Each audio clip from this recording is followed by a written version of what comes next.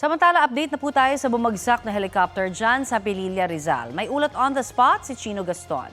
Chino? Pasado alas 7 ng umaga nang magulat ang mga residente ng sitio Upper Barak sa Pililla, Rizal nang bumagsak sa bakanting lote ang isang pribadong helicopter sa kayang 5 nitong pasahero. Sa lakas ng impact, naputol ang buntot ng helicopter na kulay itim na may pulang markings at tatak na Bell 505. Nabali din ang mga landing skid ng chopper at basag ang bahagi ng windshield nito. Ayon sa Pililla Police, sa 5 sakay ng helicopter, 2 ang tila foreign-looking at 3 naman ang Pilipino. Agad na isugod sa ospital, pasahero ng chopper pero sa kasamang palad, 2 ang idineklarang dead on arrival sa Morong Provincial Hospital. Hindi pa raw makausap ng matino ng mga pulis noon ang piloto ng chopper nang siya ay makalabas mula sa wreckage ng helicopter dahil tila in shock pa raw ito. Papunta na sa site ang investigation team ng Civil Aviation Authority of the Philippines, samantalang kinordona ng PNP ang lugar at pinalutan ng asul na lona para ma-preserve ang ebidensya ng helicopter.